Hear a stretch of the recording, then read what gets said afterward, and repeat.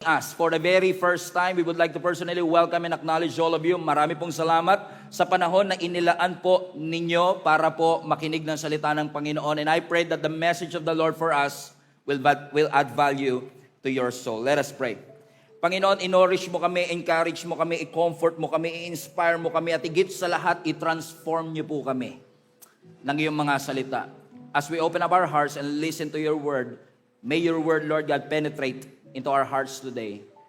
Allow my vocal cords to be an extension of your vocal cords, Lord God, so that each and every one of us will receive the intended word that you have for us.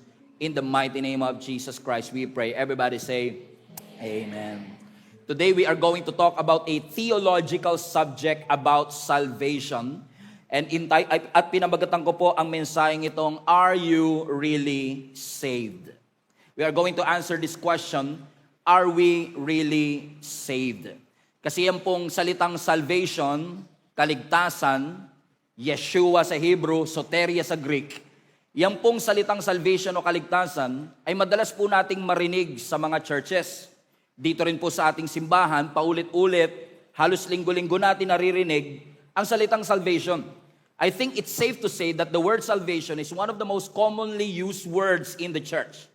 However, kahit po yan ang isa sa pinaka-popular na salita, maaari din po na yung salitang salvation ang isa sa pinaka-misunderstood na salita pagdating po sa ating Christian faith. Maaring marami sa atin ang nagsasabing, ligtas ako, we are singing about our salvation, we are preaching about our salvation, but let us ask the question, saan ba tayo talaga niligtas ng Panginoon? Are you saved from what? What? Save lang ba tayo doon sa galit ng Diyos? Save lang ba tayo sa kaparusahan ng Panginoon? Save ba tayo sa power and penalty of our sin? Kasi naniniwala po ako na ang kasalanan ay seryosong bagay. Hindi po ipapadala ng Panginoon ang kanyang bugtong na anak kung hindi po seryoso ang kasalanan. And I know for many years, I've heard this many times. Sasabihin nila, hindi naman masyadong seryoso ang kasalanan ko, Pastor. If your sin is not serious, why would the Father send His only begotten Son to die for you? The fact that He sent His Son for you is a proof and an evidence that our sin is serious. Bakit po? Kung ang ating kasalanan ay isa lamang pong pagkakamali, di ba pwede na yung correction? Bakit kailangan pa ng salvation? Kung mali lang naman, edi i-correct ni Lord. Kung ang kasalanan ay kahinaan lang, baka kailangan na at sapat na yung motivation. Pero bakit salvation ang ginamit at hindi motivation kung ang ating kasalanan ay epekto lang ng ating kahinaan? Kung ang kasalanan ay isa lang masamang ugali, bakit pa kailangan ng salvation kung pwede namang improvement na lang sa ating mga pag-uugali?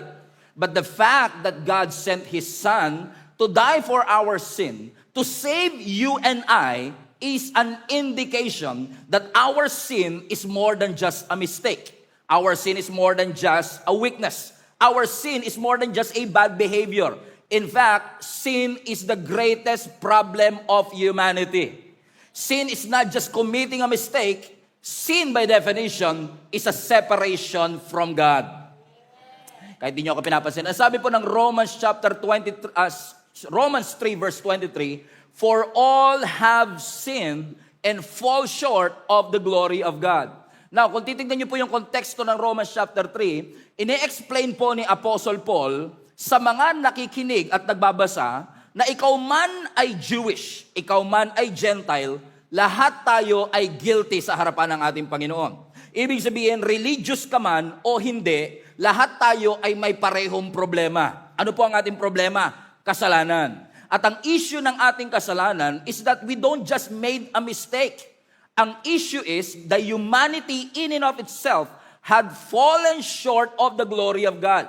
Meaning, hindi po tayo nakaabot sa glory, hindi po tayo nakaabot sa standard ng ating Panginoon. So when we sin, we are not just sinning because we did bad things. Yung pagkakasala po natin ay ebidensya na broken ang human nature ng tao. Comprende? Everybody say broken. Ibig sabihin, we are not just breaking rules when we sin. Because of sin, our relationship with God is broken. Nawasak po yun. Kahit na may magandang plano ang Diyos, pero dahil sa kasalanan, nawasak po yung magandang plano ng Diyos na yon. Are you still with me? For example, ang isa pong cellphone, kahit gaano siya kaganda, kahit gaano kamahal yung hardware, kahit gaano kaganda at kalaki ang potential niya, kapag sira siya, hindi mo siya mapapakinabangan. Kahit mahal siya, maganda ang case, mahal ang mga hardware, pero kung yan ay sira, hindi mo siya mapapakinabangan. Ganyan ang sitwasyon ng tao. Maganda ang design ng Lord sa atin. Expensive ang binayaran ng Diyos para sa bawat isa sa atin. Maganda ang potensyal ng bawat isa sa atin. Pero dahil sa kasalanan, tayo ay broken in human nature. Winasak ng kasalanan ng identity ang imahe ng bawat isa sa atin. That's why we need Jesus to save us. Kung mapapansin nyo mga kapatid, ang sabi ng scripture, balik mo yung Romans 3, we fall short of the glory of God. Ano po ibig sabihin ng fall short? Ibig sabihin, we miss the mark. Hindi po tayo nakaabot sa pamantayan ng ating Panginoon. At dahil po hindi tayo nakaabot sa pamantayan ng ating Panginoon, hindi lang basta improvement ang kailangan ng tao. Kailangan natin ng tagapagligtas. Kailangan natin ng rescue. Amen? And kung tingin mo ang Diyos natin is just here, He was sent on earth to make over our lives. No, my friend, your God can do more than that. Your God is not just willing to make over, but to take over your life. If you will allow God to, iti-take over ng Panginoon ang iyong buhay, amen, lilinisin tayo sa ating mga pagkakasala the moment we recognize Jesus as our Savior. At katulad ng sirang telepono, tayo pong lahat ay create ng Lord para sa kanyang kaluwalhatian, at tayo po dapat bilang mga Kristiyano ay nagre-reflect ng kaluwalhatian ng ating Panginoon. Pero yung imahe na yan ay sinira po ng kasalanan. So ang problema talaga ng tao, hindi masamang ugali. Ang problema natin, sineparate tayo ng kasalanan sa presensya ng ating Panginoon. And think about this.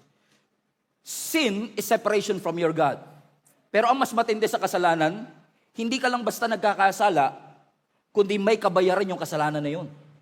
Ano po ang sabi ng Romans chapter 6 verse 23? Sabi ng Romans 6:23, for the wages of sin is death, New King James Version. But I love this version ng New Century Version. Sabi rito, the payment for sin is death. Watch this. But God gives us the free gift of life forever in Christ Jesus our Lord. Yun pala, masaya na ako. Napapa-amen na kagad ako kahit ako yung preacher. Amen? Ano ang sabi ng Biblia? Ang kasalanan daw may kabayaran. Alam niyo po, pag nagbabasa kayo ng Bible, especially in Bible study, tip ko sa inyo, always compare and contrast.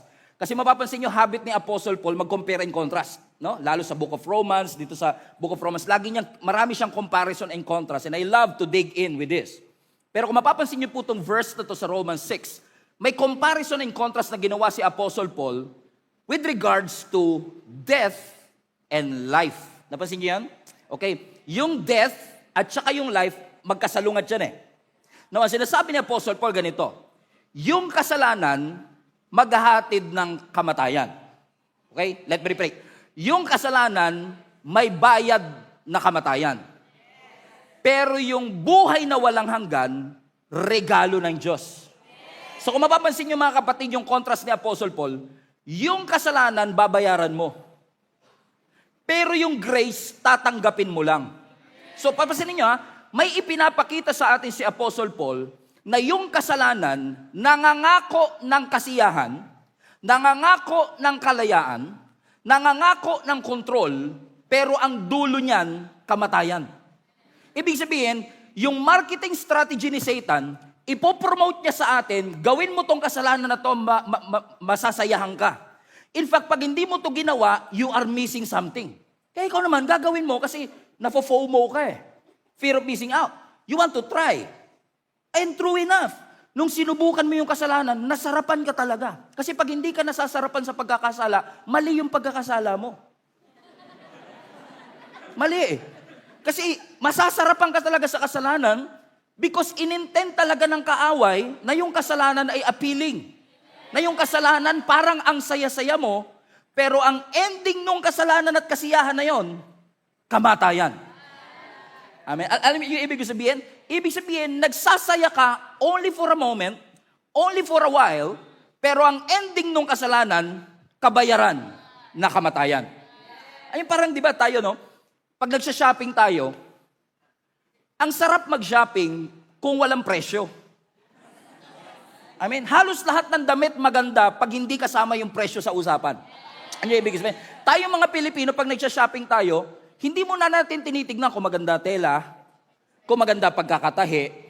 Kahit itago mo yung price tag, bubuksan ko yan. Kasi yung pagiging maganda at pangit ng damit, nakadepende sa presyo. So pagka mababa yung presyo, ang ganda nito, sulit. Ang ganda ng pagkakatahi, oh. Pero pag mahal yung damit, kahit maganda tela, ang pangit. Hindi ko type. Pero totoo, hindi lang natin afford. Alam niyo ibig sabihin? Okay. Bakit? Kasi lahat yan may price tag. At ang kasalanan, parang ganon. Si Satan, para kang kumakain sa restaurant, bibigyan ka ng menu. Pag binuksan mo yung menu, lahat masarap kung walang presyo. Tama? At sinasabi ni Satan, orderin mo, lahat yan masarap. Ikaw naman, order ka ng order. Sabi mo sa waiter, order please, one of each kind. Ibig sabihin, bawat isa, dumating lahat, hindi kasya yung table mo, dinagdagan, ang dami, hindi mo na naubos. Ang saya mong kumakain, pero nung dumating na yung bill. Nakakita yung sinasabi ko? Mag-e-enjoy ka talaga sa simula. Pero ang guarantee ng Biblia, yung kasalanan may payment. At ang payment, hindi mo madadaan sa sayaw, hugas ng pinggan. Kasi yung payment na ito, anong sabi po ng scripture? Kamatayan ang kabayaran ng kasalanan. So ipinapakita po si atin ni Apostle Paul, yung kasalanan, i-advertise niya, malaya ka dyan. Pleasurable yan pag ginawa mo. Pero hindi niya sasabihin sa iyo na ang kabayaran ng ating kasalanan, kamatayan. Pero ang grace ng Lord, iba. Kasi sabi ng Biblia, yung grace ni Lord, regalo siya. So kung regalo siya, hindi mo siya pinagtatrabahuan, hindi mo siya in-earn. Kung siya ay regalo, tinatanggap mo siya. At ang sabi ng Biblia, yung regalo ng Diyos na buhay na walang hanggan, ay ibibigay niya sa mga taong nananampalataya sa Kanya. So yung salvation po pala natin, o kaligtasan natin, hindi po pala yan bayad ng Diyos sa'yo dahil magaling kang maglingkod. Yang salvation pala natin, hindi po pala reward ng Diyos yan para sa mga religious people. Ang salvation po pala ay regalo ng Diyos sa lahat ng mga guilting tao na katulad mo at katulad ko, pero kahit tayo ay guilty, in-entrust at pinagkatiwala po natin ang ating sarili sa ating Panginoon upang tayo ay magkamit ng buhay na walang hanggan. Amen? Now, ano nagtulak sa Diyos para gawin ito? Alam niyo po, ang nagtulak sa Diyos, pure love lang talaga. Alam niyo po sabi ng John 3:16, For God so loved the world that He gave His one and only Son. Sa New King James Version, He gave His only begotten Son. Kaya ang mga Kristiyano bigaten. Kasi ibinigay ng Lord ang kanyang kaisa-isa. Sabi mo sa katabi mo, bigaten ka. Okay. Bakit ka bigaten? Kasi ibinigay ng Diyos ang kanyang kaisa-isang anak, watch this, so that whoever will believe in Him shall not perish. O di ba salvation yun? Di ba? Hindi mapapahamak, meaning may salvation, may eternal life sa mga taong naglagak ng kanilang pananampalataya sa Diyos. Pero ito ang catch dyan. Pag tinignan niyo po kasi ang context ng John 3, ito po ay statement ni Jesus na sinasabi niya kay Nicodemo. Na kung kilala niyo po si Nicodemus o Nicodemo, si Nicodemo po ay religious na tao. Which is fascinating to me. Imagine niyo religious yung tao. Pagdating sa moralidad, hindi mo mako-question ang moralidad ni Nicodemo. Pagdating sa relihiyon, religious. Pagdating sa kaalaman sa Biblia, maalam sa Biblia. Pero tingnan nyo religious, may morality, may alam, pero ang sabi ng Lord sa John 3:3, you must be born again. Di ba? 3:16 yun Ang context niya, 3:3. Di ba sinabi ni Jesus mismo dito, doon, unless a man be born again, he cannot see the kingdom of God. I mean, Lord, si Nicodemo, laging nag-church yan. Alam niya ang Biblia, religious yan. Tapos sasabihan ka ni Lord, you must be born again. Bakit? Anong sinasabi ni Lord sa atin? Kahit religious people, kailangan ng kaligtasan. Kahit sino sa atin ay nangangailangan ng kaligtasan mula sa ating Panginoon. At yung kaligtasan po na yan, ang nagtulak sa Diyos, pagmamahal niya. Kaya ibabalik natin yung John 3:16, for God so loved the world. Palisin nyo mga kapatid, no? Hindi ikaw yung umakyat ng langit. Hindi ikaw yung unang nagmahal sa Diyos. Diyos ang unang nagmahal sa iyo. And that warms my heart. It warms my heart. Knowing na ang Diyos mismo ang unang nagmahal sa akin. Diyos mismo ang unang bumaba. Alam ng Diyos na kung pagsasama-samahin mo lahat ng mga effort mo, religious effort mo, at gawin mong hagdanan yan para makarating ng langit, never ka makakarating. Ay hindi mo magagamit ang lahat ng kabutihan mo dito sa mundo para maabot mo ang langit, at alam ng Diyos yun. Kaya sabi ng Panginoon, hindi yan makakarating. Kaya ipinadala niya ang kanyang kaisa-isang anak para sa iyo at para sa akin. Amen. God so loved the world. He knows we need rescue. Alam ng Diyos na kailangan po nating lahat ng kaligtasan. Alam niyo po ang lifeguard sa mga beach o sa mga dagat. Ang lifeguard, hindi ka po sasagipin ng lifeguard dahil ang galing mong lumangoy. May lifeguard, di ba? What a beautiful day. Uy, ang galing lumangoy, sagipin natin. Walang lifeguard na sasagip sa isang taong magaling lumangoy. Ang sinasagip ng lifeguard, yung malulunod na at mamamatay na. Amen? Kaya, if you are trying to perform to the Lord, ang galing ko, Lord, oh. Pansinin niyo, yung fasting, 40 days, ginawa kong 50, oh, Lord. You are trying to show off sa Panginoon at magpakitang gilas sa Panginoon, your lifeguard is not impressed with your good works. Amen? Ang nililigtas ng Panginoon, yung mga dying. Nga lang, minsan, di ba, pag may mga nalulunod na, nililigtas mo na, lumalaban pa. Ganun, di ba? Parang nagtatry. Alam nyo, ganyan ang itsura ng maraming Christians in our generation. Nililigtas ka na ng Panginoon, tinatry mo pa na iligtas ang sarili mo through your effort. At ano mangyayari kapag nililigtas mo yung isang tao at palag pa ng palag, pareho kayo malulunod. Kaya ang tip ko sa inyo, pag may nililigtas kayong nalulunod, sikmuraan nyo muna. Pag nahimatay na yan, wala na siyang effort para lumaban, tsaka mo siya maliligtas. At hanggat hindi ka nasisikmuraan, come on somebody, hanggat hindi mo nare-realize na wala kang effort na pwedeng maitulong sa Diyos para ikaw ay maligtas, you will not be saved. Sabi ng Scripture, because God loves us so much, He saved each and every one of us. Amen. Everybody say, you are saved. Amen. Kaya ang sabi ng Scripture, Jesus came so that whoever will believe in Him will not be perished. Because God loves the world so much, ibinigay niya ang kanyang anak. Meaning, dumating si Jesus para sa bawat isa sa atin. And my friends, sabi nga na 2 Corinthians 5:21, He who knew no sin became sin for us, so that we might become the righteousness of God in Christ. Meaning, si Jesus mismo na walang alam sa kasalanan ay naging kasalanan upang ikaw ay maging katwiran ng ating Panginoong Jesus. Meaning, hindi ikaw yung umakyat ng langit, hindi ikaw yung nag-effort para abutin ng Diyos. Diyos ang bumaba para sa bawat isa sa atin. Kaya nga sabi ng Mark 1, nung ino-open ni Jesus ang kanyang ministry, sa Mark chapter 1 verse 15, sabi niya, the time has come, He said, the kingdom of God has come near. Pasin niyo mga kapatid, hindi ikaw ang pupunta sa kingdom, yung kingdom na ang lumapit. At sabi ng Scripture, the time has come. Now, para maunawaan ninyo ito po ang isa sa pinakaunang statement ni Jesus nung nagsisimula siya ng ministry. Wala pa yung ibang miracle. Wala pa yung kahit anong magagandang teachings ng beatitude. Ang unang binitawan ng ating Panginoon, the time has come. What does it mean po? Ang sinasabi ni Lord, yung pinangako kong moment, dumating na. Yung pre-prophesy na moment, eto na yon. At sabi ng Biblia, the kingdom of God has come near, referring to Himself. Because Jesus was actually saying in essence, kung nasaan si Jesus bilang hari, yung kingdom nandun din. Kung nasaan si Jesus, nandun ang kaharian ng Diyos. Pero ano sabi ng Biblia? The kingdom of God has come near. So, repent and believe the good news. Amen? Everybody say repent. Walang amen dito. Ano ibig sabihin ng repent o repentance? Now, ang Greek word ng repentance is actually metanoia. Ibig sabihin ng metanoia is a change of mind. So when you say you are repenting to the Lord, you are changing the way you think. Comprende? Yung English naman natin na repentance ay galing yan sa dalawang pinagsamang salita. Na everybody say repent. No? Tsaka pent. Ano yung pent? Parang penthouse. Di ba yung penthouse nasa ibabaw lagi yan? Yung ibig sabihin is to turn. So when you say repent, literally, you are turning upwards. Binabalik mo yung tingin mo sa taas.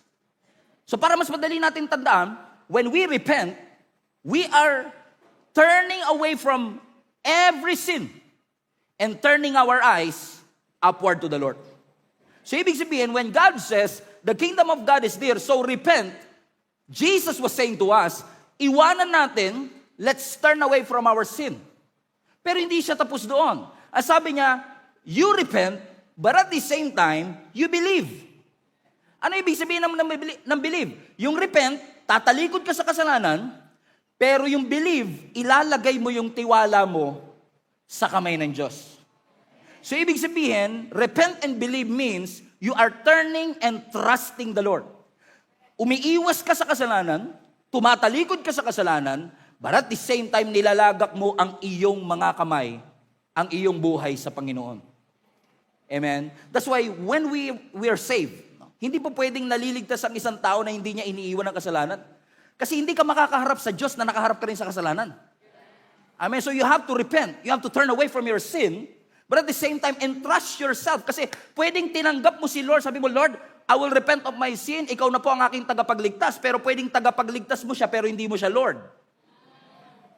Okay? Kasi pag Lord na siya, servant ka na. Pag Lord na siya, may demand siya. At ang demand ng Panginoon, you have to surrender your life. So you have to believe. So you repent and you believe. For the kingdom of God is near. Yan ang tanong. Nakapag-repent ka na ba? Trick question ba yan, Pastor? Tingnan mga katabi mo, mukha na bang nagsisi? O nasisi? Amen? Naniniwala ba yan kay Jesus Christ? Yun ang tanong, ano? Paano natin, ano ba sinasabi ni Lord? No? Bakit ko pa kailangan piliin siya? Alam niyo, papansin niyo, may choice eh. If you are repenting, you are saying, yes, God, and no to sin. At ang sabi ng Titus, it is the grace of God that is enabling us to say no to ungodly things. Because at some point, you have to choose God. Amen? Hindi pwedeng gusto mo yung langit, pero ayaw mong iwanan yung mga bagay na nandito. You have to choose, everybody say, choose God. Kaya minsan, in-illustrate ng Panginoon ito eh. Na sinasabi ni Jesus, kung gusto mong mapasok sa kaharian ng Diyos, kung gusto mong pumasok sa kalangitan, may descriptive illustration si Jesus Christ sa Matthew chapter 7, and it's going to blow your mind. Ang sabi ng Matthew chapter 7, verse 13 to 14, are you with me? Everybody read. Sabi ni Jesus, enter through the narrow gate. For wide is the gate, and broad is the road that leads to destruction. And many enter through it.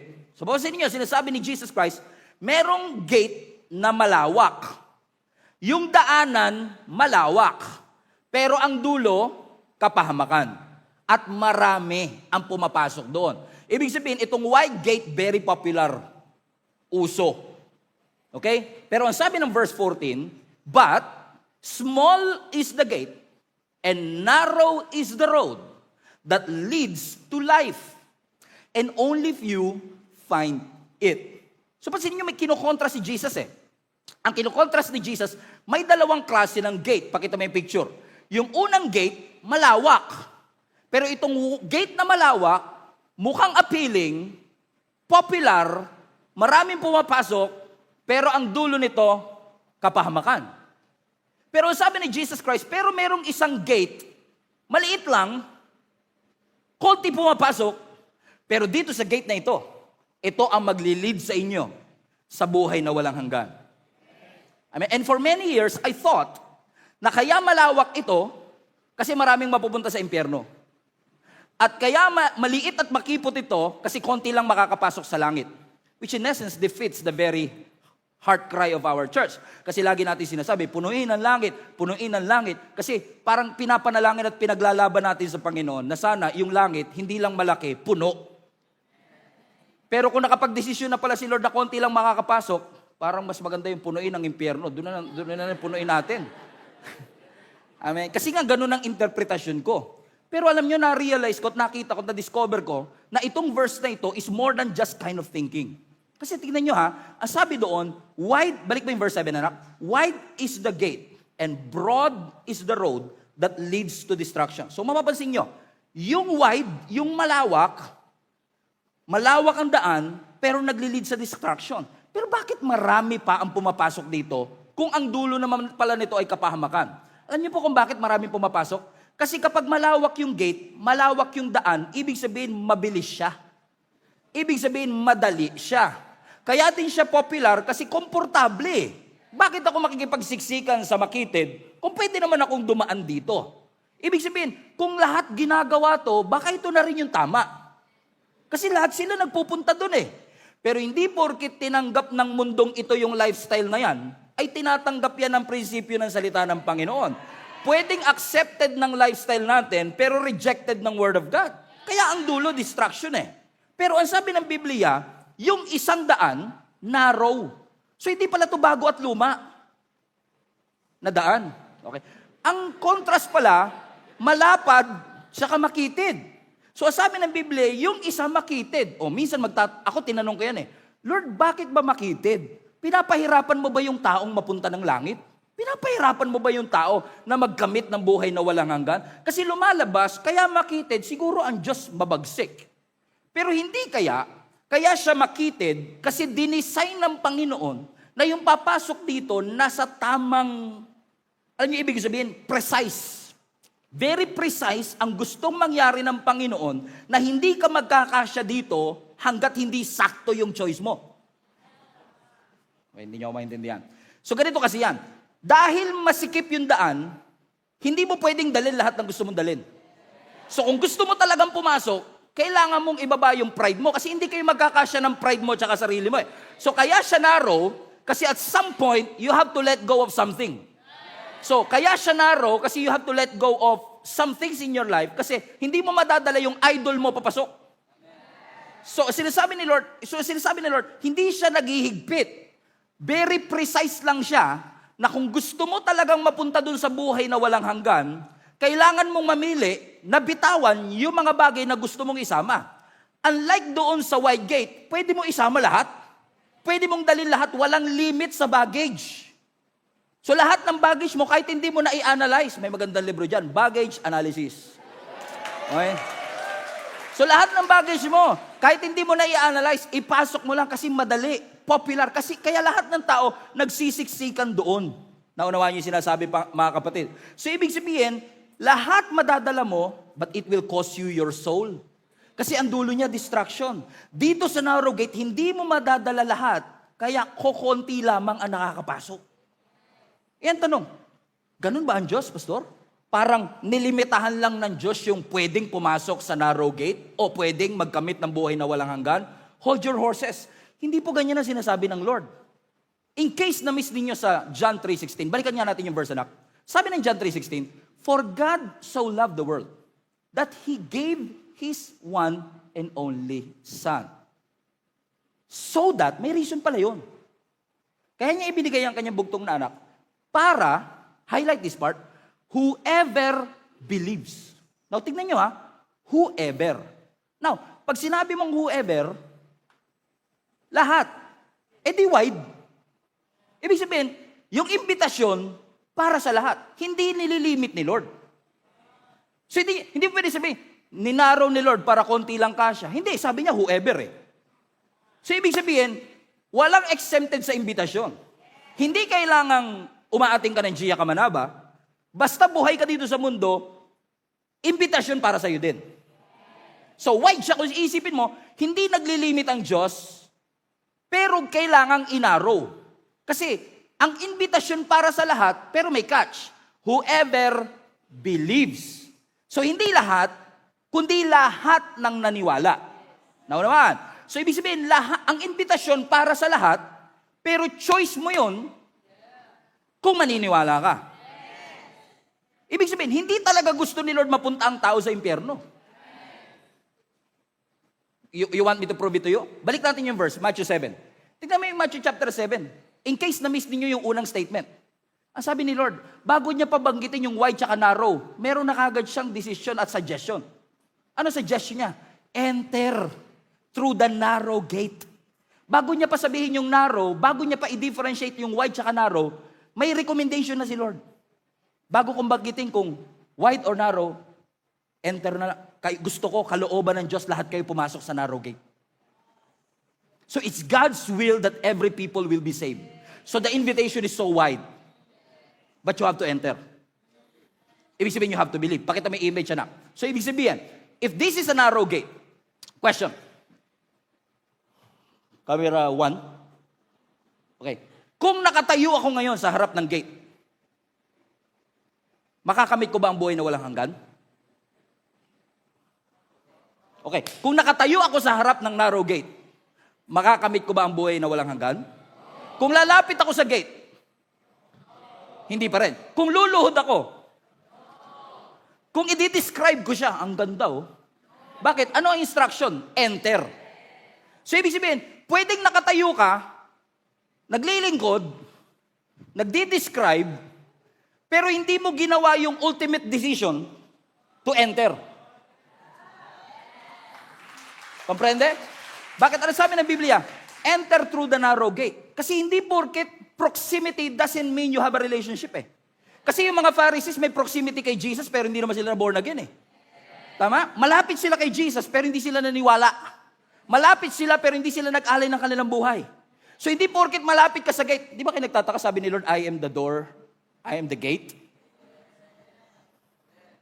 Kasi you must enter. Sabi ni Lord, enter through the narrow gate.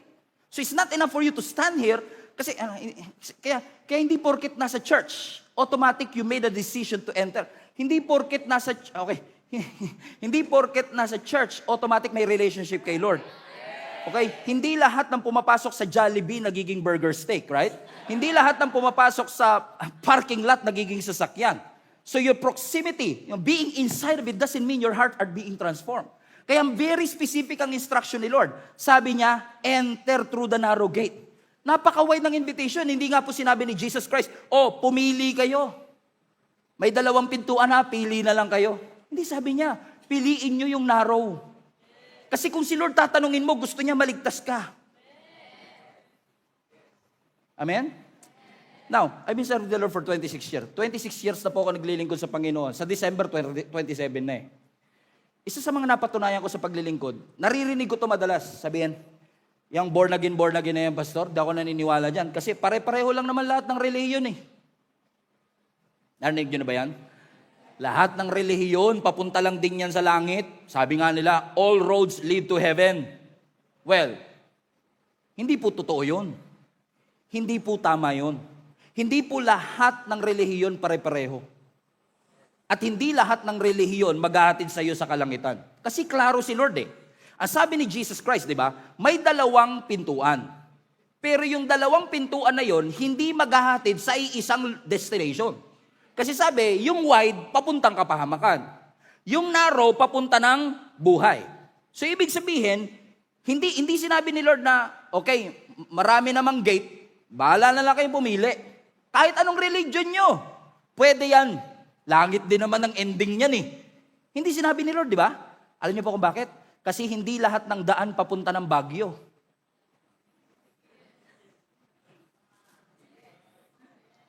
Kahit gustong-gusto mong pumunta ng Baguio, at sincere na sincere kang pumunta ng Baguio, kung nasa SLEX ka, hindi ka makakarating ng Baguio. Aabutin ka ng 10 oras doon. Makakarating ka ng Bicol, pero hindi ka makakarating ng Baguio. Anong ibig ko sabihin, mga kapatid? Hindi lahat ng daan papunta ng Baguio. So kung alam mong papunta ka sa kapahamakan, you have to make a decision to repent and to turn. Kailangan mo mag-U-turn para mapunta ka sa tamang daan. Papunta doon saan? Sa Baguio. Pastor, gustong-gusto ko talaga. At maraming Kristiyano ganun, sincere. Pero sincerely wrong. Hindi porket sincere, enough na yon. Kailangan mong magdesisyon. Kasi lahat naman sincere eh. Pero posible na sinasabi natin, sincere po tayo, pero yung daan na tinatahak natin ay papunta po ng kapahamakan. Amen? Kasi yung sincerity natin, hindi po niyan mapipihit ang manibela. Komprende mga kapatid? Amen? Halimbawa, nagpa-check up ka. Okay? Nagpa-check up ka, sabi ng doktor, okay, inumin mo itong gamot na ito. Tapos nung niresetahan ka, o punta ka sa butika, bilhin mo itong gamot na to para sa sakit mo.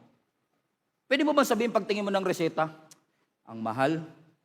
Bagay, yung mga gamot naman, pare-pareho lang yan eh. O kahit ano na lang, pwede na. Pwede ba yun? Sige, try mo nga mag-biogesic pagka high blood ka. Try mo nga mag-diatabs pagka kinagat ka ng ahas. Hindi lahat ng gamot sa butika para sa sakit mo. Naunawaan niyo mga kapatid? Kaya nga may reseta eh. So ibig sabihin, hindi lahat ng choices sa mundo maghahatid sa iyo sa kalangitan. Hindi lahat ng samahan sa mundo ay maghahatid sa iyo sa relasyon sa ating Panginoon. Katulad ng butika, may mga gamot dyan, pampakalma, pang-allergy, pang-ubo, pang-sipon, pang-lagnat. Merong mga combination. Pero bawat sakit, bawat gamot, may pinipinpoint na iba't ibang mga kasakitan. Pero, very narrow eh. Yung doktor sabi niya, ito ang bilhin mo. Ang daming gamot, wide yung choices, pero narrow yung solusyon. Amen? Ini-streamline ni Lord. Amen? So kung sasabihin natin, lahat naman yan papunta ng langit.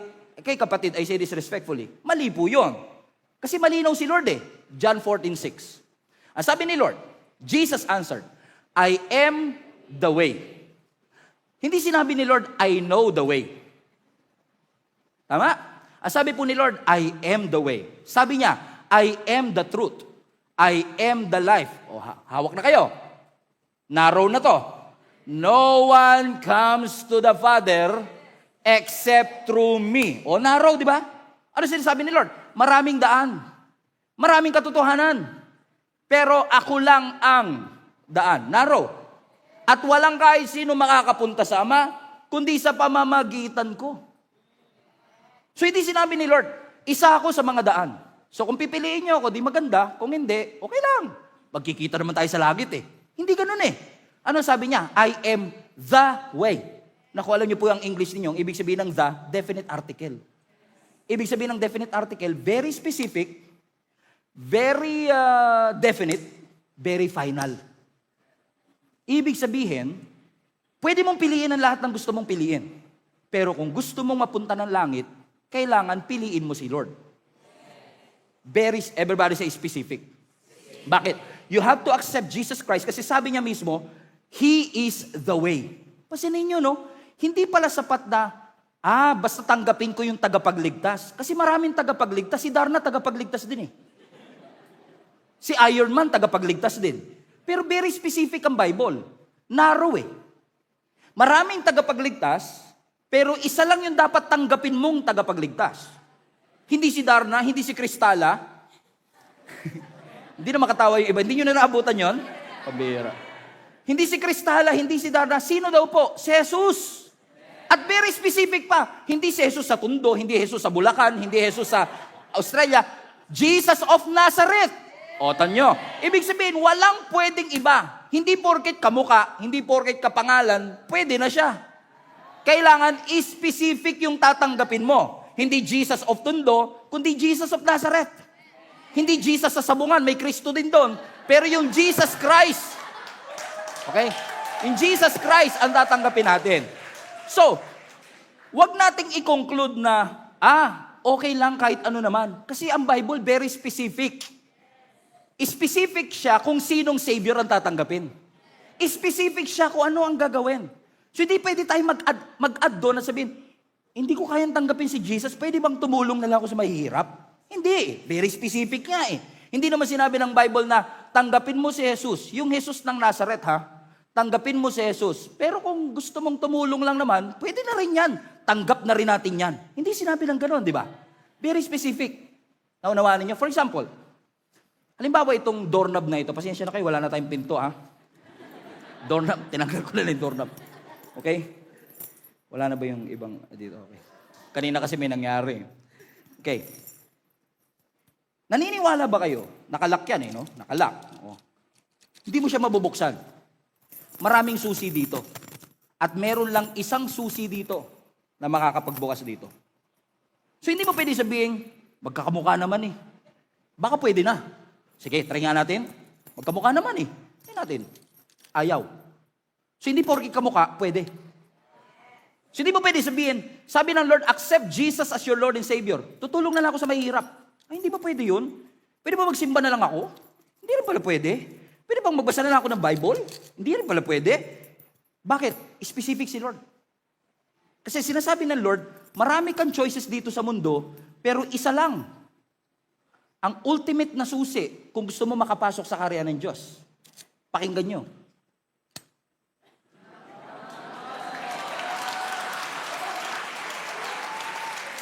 Anong ibig sabihin mga kapatid?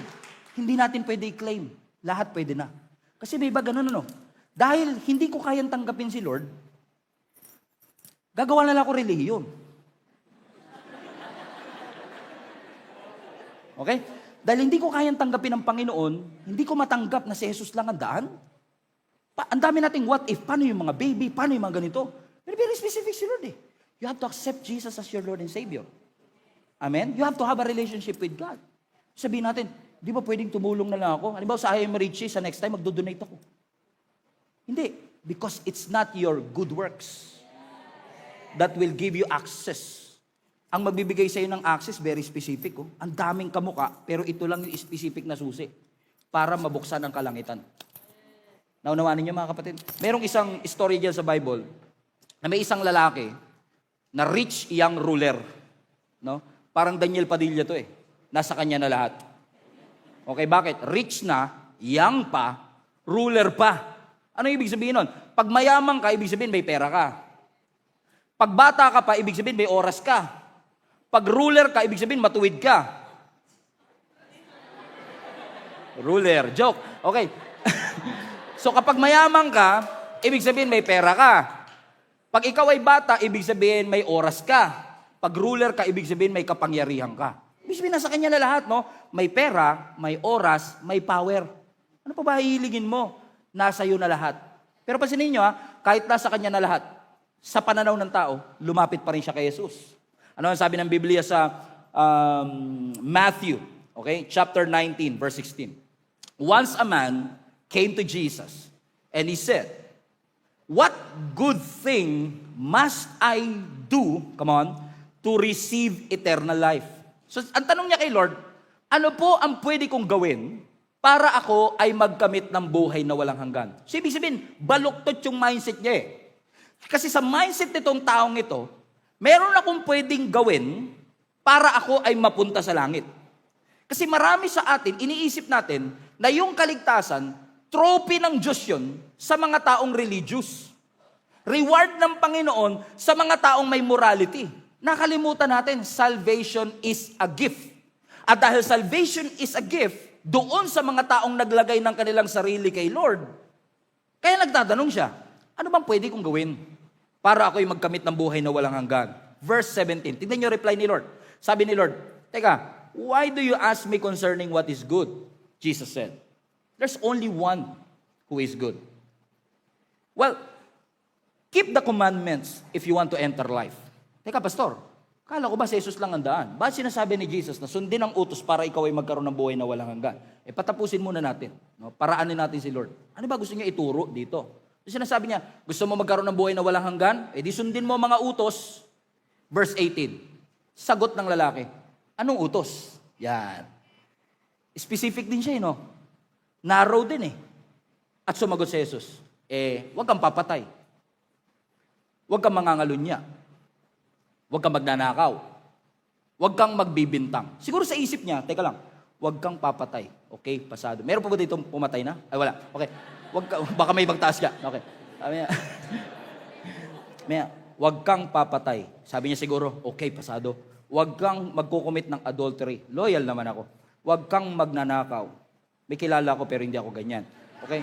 Huwag kang magbibintang ng iba. Okay pa. So far, so good. Siguro inisip niya, so far, so good ako. Verse 19. Sabi ni Lord, irespeto mo ang iyong tatay at nanay. Kaya ko yan. At mahalin mo ang kapwa mo gaya ng iyong sarili. Kaya ko yan. Tingnan niyo, sinagot niya. Verse 20. I have obeyed all these commandments.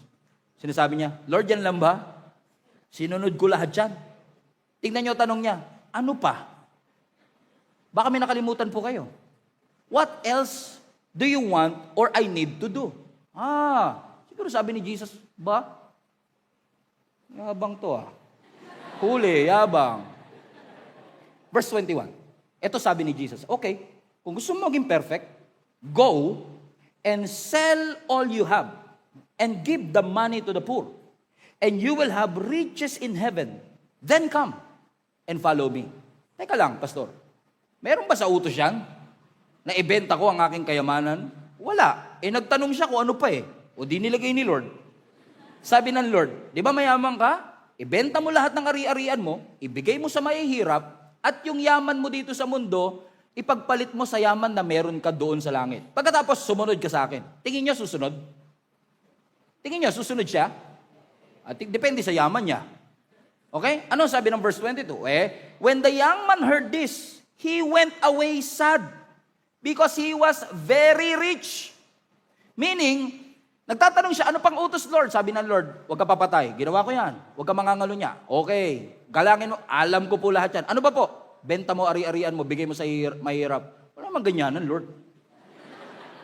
And then sabi ng Bible, umalis siya because he was filthy rich. Sobrang yaman niya. Question, masamang tao po ba siya? Hindi siya masamang tao. Sinunod nga niya yung utos Amen? Sabi niya, I have kept all of this commandment. Alam niyo ang problema sa kanya? Ang problema sa kanya, hindi po siya masamang tao. Ang problema sa kanya, pakiramdam niya, good enough na siya para makapasok siya sa kalangitan. Si totoo naman, moral siya Totoo namang religious siya. Pero, hindi niya gusto pumasok doon sa narrow gate. Gusto niya lang yung langit, pero ayaw niya ng surrender. Pastor, wala naman po kasi sa utos yun. Wala nga sa utos na ibenta mo yung kayamanan mo. But the fact na hindi niya kayang ibigay at isurrender yung yaman niya, na-violate niya yung una at pinaka-importanting utos. Love the Lord your God with all your heart, with all your soul, and with all your mind. And the fact na hindi niya kayang ibenta yung kanyang yaman, ibig sabihin, merong Diyos na mas mataas kaysa kay Jesus.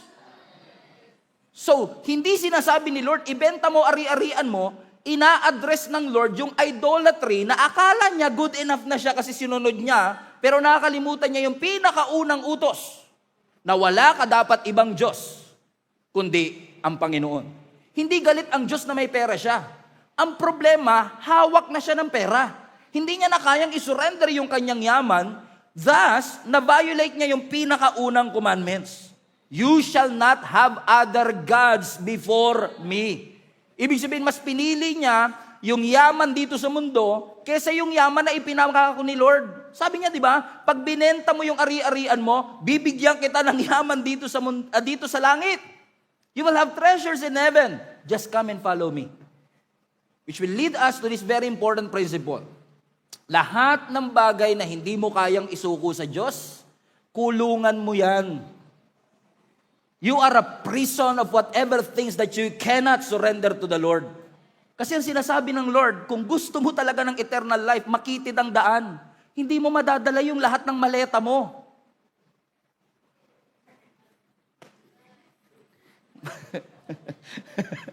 Okay, di kayo updated. Okay, hindi mo madadala lahat ng malet. Lord have mercy. Okay. Hindi mo madadala lahat ng yaman mo. You cannot bring your idols through it. Hindi mo pwede sabihin na, pastor, ibig sabihin, dapat ba mahirap kami para matanggap kami ng langit? Hindi, kahit po mahirap siya, hindi niya rin madadala yun because your riches cannot save you. Your poverty cannot save you either. So hindi ito issue ng pagiging mayaman o mahirap. Ang issue po dito, hindi niya na nare-recognize ang Diyos na number one sa kanyang buhay. And he thought yung pagsunod niya sa 10 Commandments ay naging basihan ng Panginoon para tanggapin mo na ako, Lord, sinunod ko naman ang lahat. Pero kung hindi mo kayang isurrender lahat sa Panginoon, hindi ka magkakasya. Na minsan pinapalitan natin yung narrow requirement ng Panginoon ng iba't ibang fabricated things kasi hindi natin kaya. Na minsan sabihin natin, Pastor, nag-donate po ako ng 5 million para sa charity. Siguro naman, ililista ng Panginoon yun, no? Definitely. Ililista ng Panginoon yun. I-reward ka ng... Yun nga lang, di ko sure kung pwede mong gamitin yun na ticket pag naglilistahan na. Because good minsan kasi inaano natin ba yung good works ba na akala natin it is our merit. Ano sabi ng Ephesians chapter 2? Ano sabi ng scripture? For it is by grace you've been saved through faith. Very important principle. You are not saved because you are good. After all, Jesus did not come to this earth to make the bad people good. He came so that the dead people will live. Amen? So ano sinasabi ng scripture? It is by grace. Paano ka daw naligtas? By grace. That you've been saved through faith. And look at the catch. This is not from yourselves. It is what? A gift of God, not by works. What's the reason? So that no one can boast. Hindi pinayagan ng Diyos na ang magiging daan mo, o papayagan ba kita pumasok sa narrow gate, nag-donate po akong 5 million. O sige, pasok. Kasi pag works ang naging basihan natin, pagdating natin sa langit, magyayabangan tayo eh. Imagine mo, nasa langit na tayo, nagyayabangan pa tayo. Sabihin natin, Brad, hindi ko ina-expect nandito ka sa langit ah. Oh Brad, anong ginawa mo? Ba't ka napunta rito? Kasi naalala mo, nung nag-declare ng 21-day fasting, ginawa kong 40 yung akin. Kaya pala, tanggap ka nga. Okay. Ikaw, ba't nandito ka?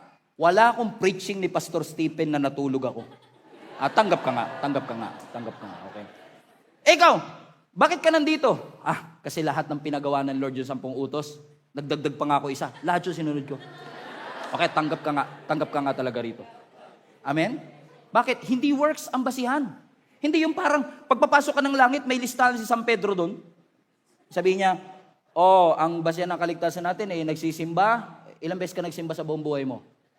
4,320. Pasok ka. Ang threshold natin, 4,000. 4,000 above, pasok. Okay? Ikaw, 3,999 lang po. Nako, kulang kang isa. Doon ka sa baba. Kita niyo kung paano tayo mag-isip minsan? Na we think that this is our works that will be... No, sabi na scripture, it is not your works. It is by the grace of God. Through your faith, mananampalataya ka. Narrow pa rin. Hindi lang sinabi, gusto ni Lord, lahat maligtas, gracious siya, pero kailangan mong maniwala. You have to believe by faith na si Jesus ay namatay, nilibing at muling nabuhay po para sa iyo. So ano pong ibig ko sabihin mga kapatid? Hindi tayo niligtas ng ating mabubuting gawa. Hindi attendance natin sa church. Hindi Bible reading natin. Hindi prayer natin ang nagbigay po ng kaligtasan sa atin. It is the grace of God through our faith that saves us. Pastor, ganun ba? So ibig sabihin, hindi na ako magsisimba every Sunday. Total, niligtas naman ako.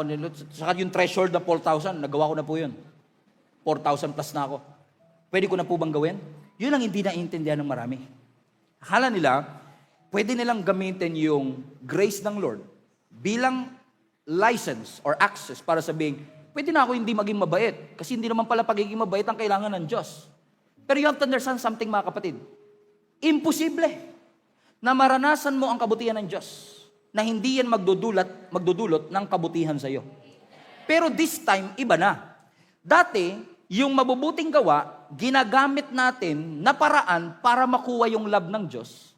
Pero now that we have realized we have saved by grace, it is the same love that enables all of us to come to church, to pray our prayers, and to read our Bibles.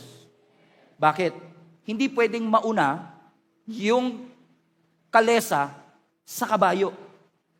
Kailangan kabayo muna ang mauna bago kalesa. Hindi natin po pwedeng sabihin na, mahal naman na pala ako ng Panginoon, hindi na ako magpe-pray. O kaya, magpe-pray nga ako para mahalin ako ng Panginoon. Hindi po mga kapatid. Sapagkat minahal na tayo ng Panginoon. At yun po ang magtutulak sa ating ngayon para lalo nating i-develop ang ating mga sarili para tayo ay mapalapit sa ating Panginoon. Amen? Kaya hindi natin pwede sabihin na, meron akong assurance ng salvation, sigurado akong ligtas ako. And because of that, kahit magkasala ako, wala ng conviction. It doesn't work that way, mga kapatid. Kasi ang patay walang nararamdaman. And the fact that you don't feel something, you don't feel that conviction, you don't feel that in your heart, something is wrong. Hindi natin pwede sabihin assurance sa kailangan natin. We need to examine our salvation. Do we really believe in the finished work of Jesus Christ? Because believing in the finished work of Jesus Christ, based on Titus chapter 2, will say to you that it is the grace of God that appeared to all men that will teach you to say no to ungodly things. So receiving Jesus Christ, receiving His grace will teach you, not just save you, but teach you to say no to ungodly things. Amen? So let me tell you this. Do you repent of your sins? Nagsisisi ka po ba sa iyong mga kasalanan? Ulitin ko po, tayo po ba ay nagsisisi sa ating mga kasalanan? Binubuksan po ba ninyo ang inyong puso upang gawin si Jesus na Panginoon at tagapagligtas? At naniniwala kayo na walang ibang tagapagligtas, kahit kapangalang Jesus pa, na itinalaga ang Diyos under heaven na makakapagligtas bukod kay Jesus na nandun sa Nazareth na nagbigay ng buhay para sa atin. Naniniwala ka ba na si Jesus, amen, ibinigay niya ang kanyang buhay, namatay, ipinako sa krus upang tubusin ang lahat ng iyong mga kasalanan. Namatay siya, pero pagkatapos ng 3 araw, binuhay siyang muli bilang resibo na ang lahat ng iyong kasalanan ay pinatawad na ng Diyos. Well, therefore, my friends and family, based on the Bible that I've read, the Bible is very clear. If you believe in Jesus Christ, if you believe in the finished work of Jesus Christ, amen, you repented of your sin, I believe you are saved. You are saved. And that should set a lot of people free. Kasi marami akong Kristiyano, nagtataka ko, maraming Kristiyano na ligtas. Pero mo, grabe yung grace ni Lord, tas ang sungit mo. Parang hindi, alam mo yung ibig ko sabihin? Di ba? Pag natanggap mo yung grace ni Lord, ang hirap maging masungit. Lalo ka magiging thankful, which made me realize, is it possible na kaya minsan wala tayong joy, wala tayong peace, is because we struggle to understand na yung salvation na ibinigay ng Panginoon ay pwedeng may assurance ka na yung salvation na ibinigay ng Panginoon sa iyo ay nasa iyo na talaga. Kasi maraming Christians in our generation today, they are not, may guaranteed ng salvation kay Lord, pero hindi sila assured ng kanilang salvation. That they think na it's one mistake, one problem could lose this salvation that you have received. Kaya minsan iniisip natin, parang may hawak kang baso ba? Christian ka, masaya ako Lord, thank you Jesus. Pero may hawak kang baso na takot kang mabagsak kasi once na bumagsak to, wala na yung kaligtasan ko. Am I talking to somebody? Am I preaching to somebody? This is why many people don't have peace in their hearts. Amen? If you don't have the assurance of your salvation, you will live an anxious life. Walang rest. But if you believe that Jesus Christ once and for all paid for your sins, binayaran ng Panginoon ang iyong mga kasalanan, and now because of Jesus Christ, sinelyuhan ito ng Holy Spirit, now because of Jesus Christ, you are saved. And God's salvation. Kasi may isipin natin, parang yung salvation ba parang wifi? Di ba? Parang yung signal mo sa langit, depende sa performance mo. Diba? Nagsimba ko today, full bar. Kaso absent ako last week, kaya wala uli. Tapos Monday, nag-quiet time ako, so balik na naman. Tapos may nakaalitan ako sa daan, napagtaasan ko ng boses, so balik na naman. Kaya wala tayong kapahingahan. Kasi parang araw-araw, di mo alam kung ligtas ka o hindi. So wala kang assurance of your salvation. Amen? But thanks be to God. Ang sabi ng Scripture, meron tayong kasiguraduhan ng ating kaligtasan. Pasinin niyo po ang sinasabi ng Bible sa 1 John chapter 5. Everybody read this with me. This is the testimony. God has given us eternal life. Hallelujah. And this life is in His Son. Verse 12. Whoever has the Son has life. Whoever does not have the Son of God does not have life. Very, very specific. Next verse. I write these things to you who believe in the name of the Son of Jesus Christ. Everybody read this. Highlight this part. So that you may know that you have eternal life. Now the question is this. Do you know that you have eternal life? Hindi sinabi ni John na hindi niya sinabi dito so that you may assume, so that you will hope. Sabi niya, you will know. Very specific. Amen? So if you think that every single thing mistake, parang subscription ba? Nakasubscribe ako papunta sa langit. Pag di ako nakapagbayad this month, canceled ang aking salvation. Pero umatin ako ng Sunday, nirenew ng Lord yung aking salvation. Ligtas na naman ako today. Walang kapayapaan sa ganitong mindset, mga kapatid. And hindi po ito ang tinuturo ng Biblia sa atin. Marinaw po ang Biblia sa atin na kung tayo ay naniwala kay Kristo, merong kasiguraduhan ng ating kaligtasan. Amen. Amen. And yes, kahit ligtas na, nagkakasala pa rin ako. Pastor, yes. Kahit ligtas ka, pwede kang magkasala, pero hindi ka komportable sa kasalanan. And you know it. Parang isda.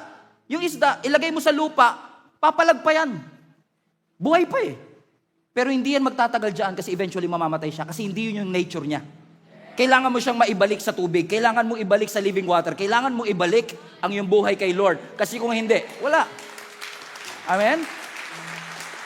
And logically speaking, mga kapatid, nung kayo po ay hindi pa Christian, sino po yung hindi pa Christian before, nakagawa naman kayo ng kahit isang kabutihan sa inyong buhay?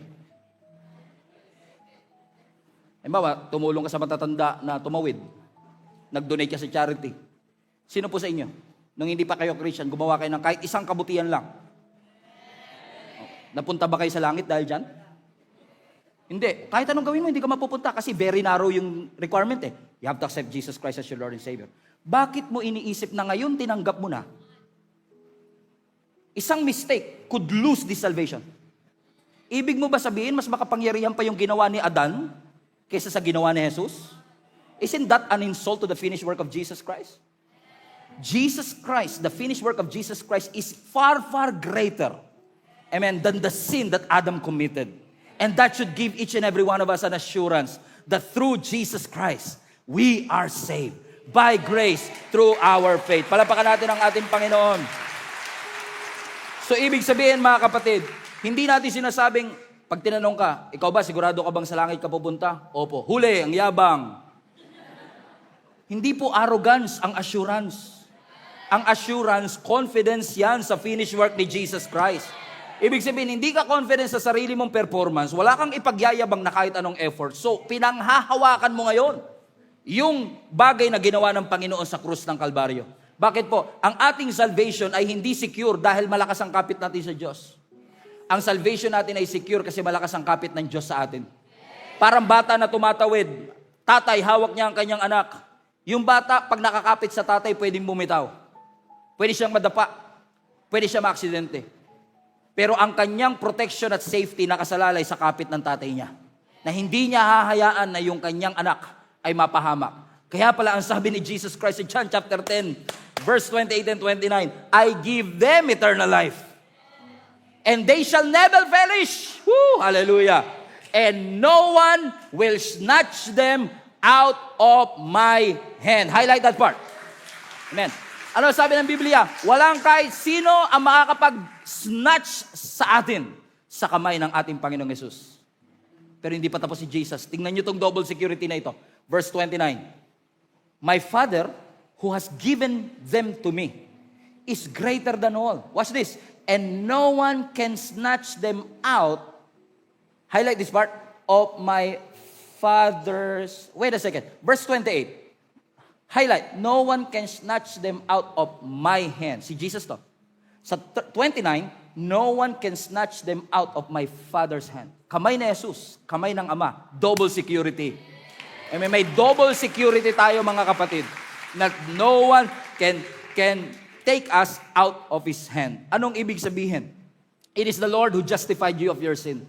It is the Lord who has forgiven you of your sin. At kung si Jesus ang nag-justify sa iyo, walang kahit sino ang may authority na mag-unjustify sa iyo because the Lord Himself said, because of Jesus Christ, you are all forgiven of your sin. Aakusahan ka ni Satan ng kung ano-anong mga bagay. Babanggitin niya ang lahat ng mga bagay para hindi ka maniwala. I-remind kanya ng iyong kahinaan, i-remind kanya ng iyong insecurity, i-remind kanya ng iyong nakaraan para makalimutan mo yung current standing mo sa harapan ng ating Panginoon. But let me tell you this, it is finished. Because of the blood of Jesus Christ that was shed on the cross, your sin have been forgiven. Hindi ka ligtas dahil perpekto ang iyong pananampalataya. Ligtas ka kasi si Kristo ay namatay sa krus ng Kalbaryo para sa iyo at para sa akin. Hindi emosyon mo ang nagligtas sa iyo, hindi performance mo ang nagligtas sa iyo, hindi consistency mo ang nagligtas sa iyo, hindi mood mo ang nagligtas sa iyo. Ang nagligtas sa iyo yung awa, yung grace ng Panginoon, at kung panghawakan at pananampalatayanan mo yung kapatid, may assurance ang Panginoon. Hallelujah. You are saved. And since you are saved, He is giving you a new identity. So ibig sabihin, pag ang isang tao may assurance ng salvation, Hindi niya sinasabi na, pwede ko nang gawin ng lahat. Total, assured naman na pala ako eh. Hindi yon. Ang tunay na may assurance ng salvation, ganito. Grabe pagmamahal ng Lord. Grabe malasakit ng Diyos. Kaya ayoko na manatili sa ganitong buhay. Gusto ko yung bagong identity na ibibigay ng Panginoon sa akin. You will not settle for less. Kasi sabi ng 2 Corinthians 5:17, if anyone is in Christ, you are a new creation. The old is gone, and the new has come. So listen, church. Stop trusting your performance. Stop trusting your efforts. Stop trusting yung belief na pinaniwalaan natin that could save us. Hindi religion, hindi good works. Trust Jesus. And trust your life to Jesus Christ, who is the King of Kings and the Lord of Lords, who came down from heaven. He died on the cross for you. He bled for you. He suffered for you because He loves you so much that He died on the cross so that whoever will believe in Him will receive salvation and will receive eternal life. Amen? So are you really saved? Yes. Let me ask you a question. Are you really saved? Yes. Paano? Dahil nagsimba ka today? No. Because I'm saved by grace through faith. So I have assurance of salvation. Not because I am a good man. I have an assurance of salvation because I serve a great God who died on the cross for me. Tayo tayong lahat.